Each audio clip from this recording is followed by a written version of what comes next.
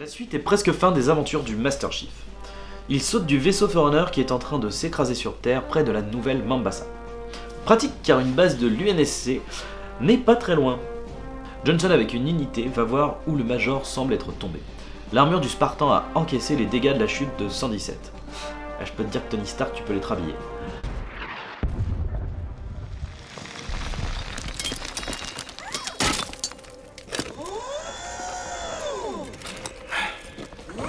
Johnson informe Master Chief que les brutes ont continué d'attaquer la Terre. Il rentre donc à la base en dégommant quelques brutes au passage. Une fois rentré à la base pour faire le plein, Keyes et l'amiral exposent le plan.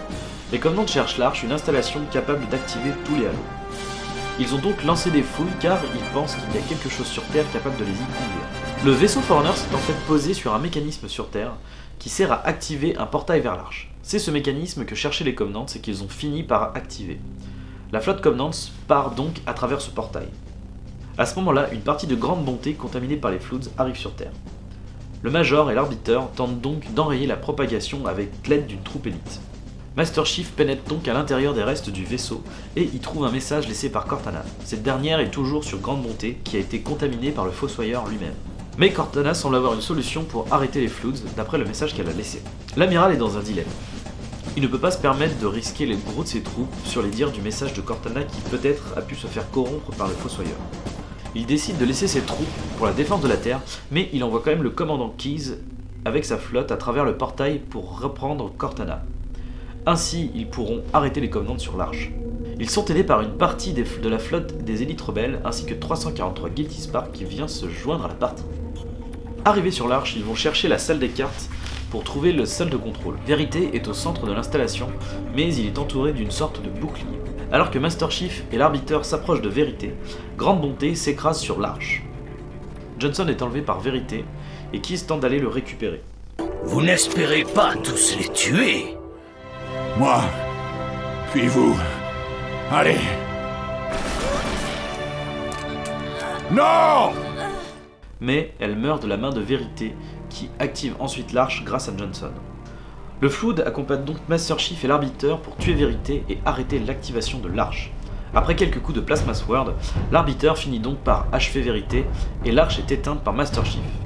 Mais c'est alors que le Fossoyeur se retourne contre eux. En quittant la salle de contrôle, il découvre que l'Arche était en train de reconstruire l'installation 04.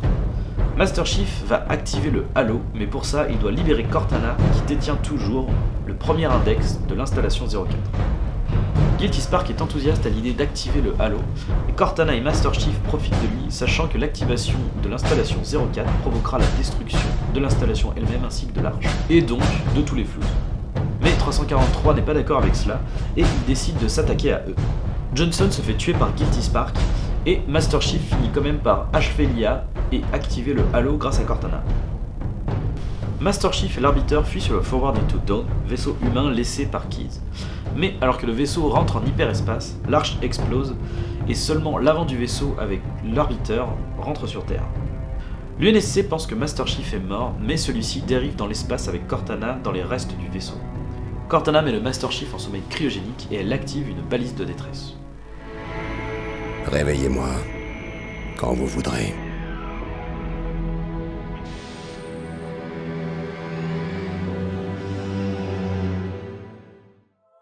Commençons d'abord par ce qui ne va pas dans cet épisode.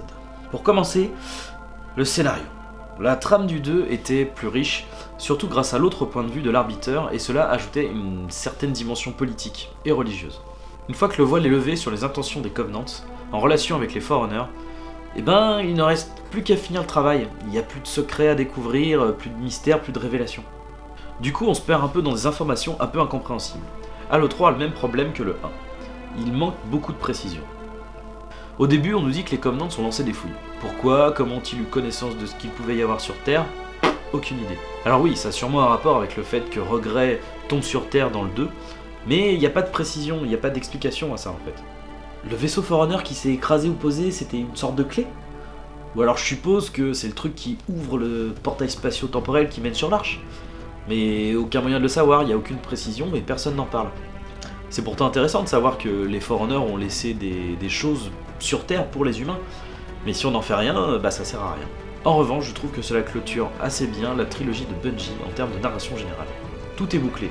On a le droit à une fin correcte, pas d'happy end forcé. C'est toujours patriotique, mais c'est un peu normal vu qu'il y a un lien très fort avec l'armée depuis le début de la série. Le lien fait avec le premier opus est très bien trouvé. Retourner sur l'installation 04 en construction et l'activer pour tout faire péter, c'est un très bon moyen de boucler la boucle. Mais le gros défaut du jeu, ce qu'ils ont raté, ce sont les plans iconiques et les moments dramatiques censés être importants. Genre la mort de certains personnages. La mort de Keyes. Alors qu'on nous a présenté ce personnage féminin comme étant à la fois fort, déterminé, et pas non plus en version garçon manqué, elle a juste dépassé son père en tout point, elle a même un côté badass jusqu'à la fin, et puis bim!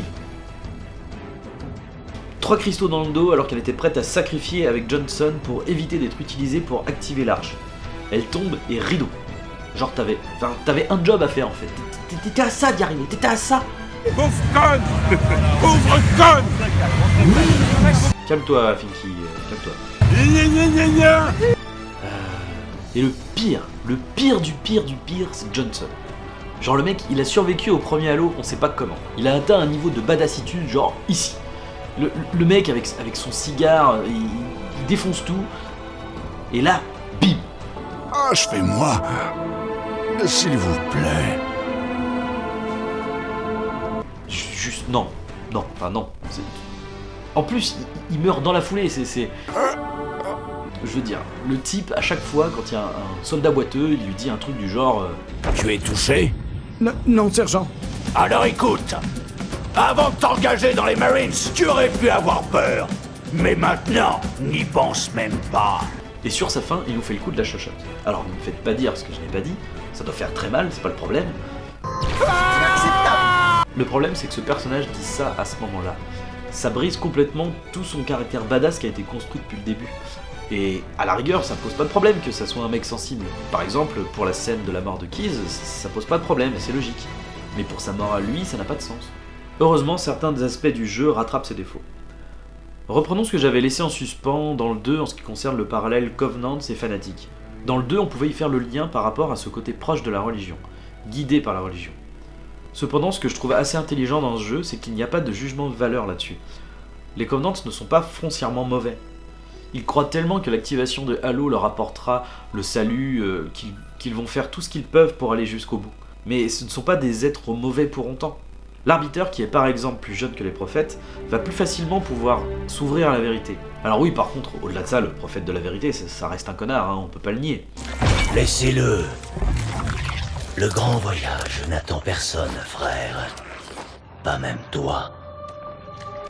Ce que je veux dire, c'est que le traitement qui est fait des Covenants, et qui, hormis les prophètes qui sont des leaders et avec beaucoup d'expérience et qui se voilent littéralement la face, les Covenants, eux, ont juste une interprétation biaisée de l'héritage laissé par les Forerunners. Comme toutes les idéologies, elle peut devenir dangereuse à partir du moment où elle est imposée aux autres. Et puis bon, c'est gentil de faire partager les copains, mais quand il s'agit de suicide, vaut mieux s'abstenir.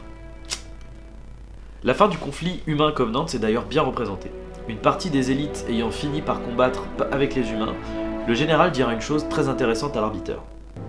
Je me rappelle comment tout a commencé. Ce que vous nous avez fait. Je ne peux pas vous pardonner. Mais je vous remercie d'avoir combattu à ses côtés jusqu'au bout. Il s'agit là de 2 soldats qui prennent conscience que la guerre n'est pas une fin en soi. Et du coup, ça justifie et ça remet en question toute l'imagerie guerrière et militaire qu'il y a à travers tout le jeu. Un autre aspect assez intéressant dans l'univers de Halo est la relation entre Master Chief et Cortana, et surtout l'émancipation en tant qu'être humain de John 117. Halo 1, 2 et 3 nous racontent l'histoire d'un homme transformé en machine ayant perdu son libre arbitre et qui, grâce à une intelligence artificielle, va finir par retrouver son humanité. Dans le 2, il commençait déjà à arpenter cette voie, mais c'était toujours par le biais de Cortana. Or, on commence Halo 3 avec Master Chief seul. Cette solitude et ce manque de Cortana est très bien montré à travers les hallucinations que Master Chief fait d'elle. Master Chief va finir par agir de lui-même, il va prendre des risques pour récupérer Cortana. Puis, après avoir eu connaissance du message que Cortana a laissé sur les débris d'une grande montée sur Terre, il va se faire confiance et faire peser sa voix auprès du général.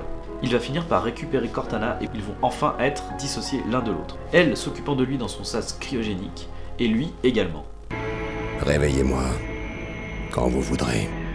Bref, malgré les faiblesses de ce 3e épisode, il clôture l'arc narratif de John 117 de manière satisfaisante.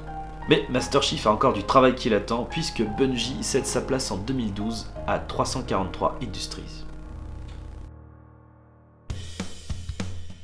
Merci à vous de m'avoir suivi dans ce voyage dans l'univers de la première trilogie Halo. On se retrouve pour une prochaine vidéo, mais d'ici là, plongez-vous manette en main dans de belles aventures vidéoludiques.